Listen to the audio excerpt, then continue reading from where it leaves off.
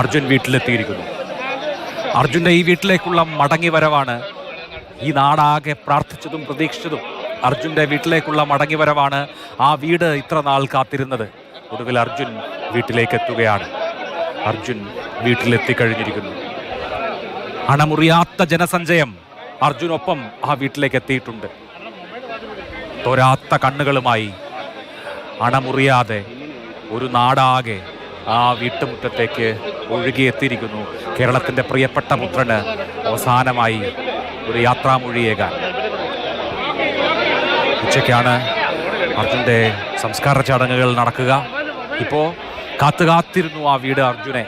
കഴിഞ്ഞ 75 ദിവസമായി കാത്തിരിക്കുകയായിരുന്നു ആ വീട്. ആ വീട്ടിലേക്ക് അർജുൻ ഒടുവിലെത്തുകയാണ്.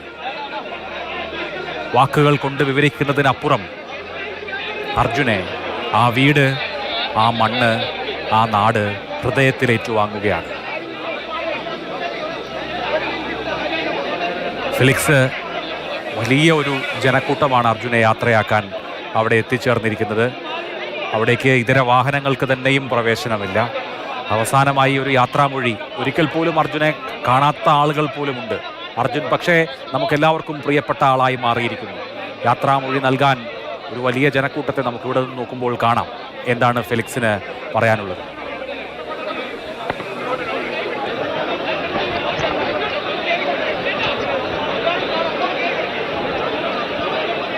അഭിലാഷ്, അർജുനെ വഹിച്ചുകൊണ്ടുള്ള ആംബുലൻസ് അർജുന്റെ വീടിന്റെ മുൻപിലെത്തി. പക്ഷേ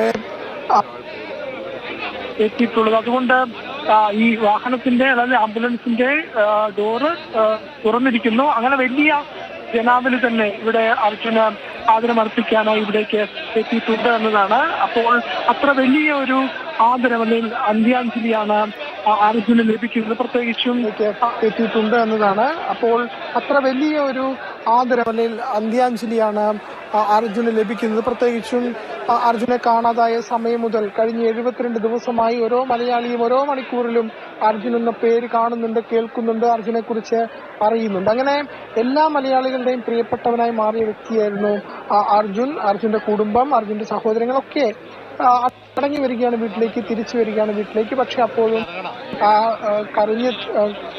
കണ്ണീര് തീർന്ന കണ്ണുകളുമായി അർജുന്റെ മാതാപിതാക്കൾ വീട്ടിലുണ്ട്, അർജുന്റെ ബന്ധുക്കളുണ്ട്, സുഹൃത്തുക്കളുണ്ട്, എല്ലാവരും ഉണ്ട്. അവരുടെ അടുത്തേക്ക് അർജുൻ എത്തുകയാണ്. അത്യന്തം സങ്കടകരമായ ഒരു കാഴ്ച തന്നെയാണ്. ഈ ആംബുലൻസ് ഈ വീട്ടുമുറ്റത്ത് ഇങ്ങനെ വന്നു നിൽക്കും എന്നത് തന്നെ, ആ കാഴ്ചകളൊക്കെ തന്നെ വികാര നിർഭരം തന്നെ. ഏറ്റവും പ്രധാനപ്പെട്ട കാര്യം, അർജുൻ ജനിച്ച വളർന്ന നാടാണ്. അർജുൻ ഈ വാഹനം ഓടിച്ചു നടന്ന അർജുൻ വീട്ടുമുറ്റത്തേക്ക് എത്തിയിരിക്കുന്നു എന്നാണ് ഫെലിക്സ് പറയുന്നത്. രാഹുൽ KV ഉണ്ട് അവിടെ. രാഹുൽ, ആ വീട് അർജുനെ കാത്തിരിക്കുകയായിരുന്നു കഴിഞ്ഞ 75 ദിവസത്തിലധികമായി. ഒരു ആംബുലൻസിൽ ചേതനയറ്റ ശരീരവുമായി അവിടെ എത്തുമ്പോൾ സഹിക്കാൻ കഴിയുന്നുണ്ടോ ആ നാടിന്?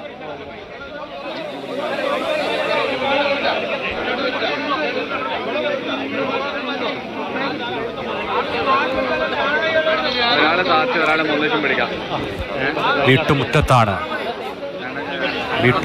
ഇപ്പോൾ അർജുൻ. ഈ വീട് കാത്തിരിക്കുകയായിരുന്നു അർജുനെ.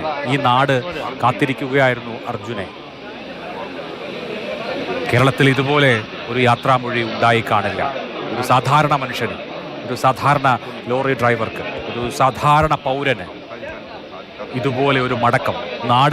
ഈ നാട് അർജുനെ നെഞ്ചോട് ചേർത്ത് പിടിച്ചിരിക്കുകയാണ്.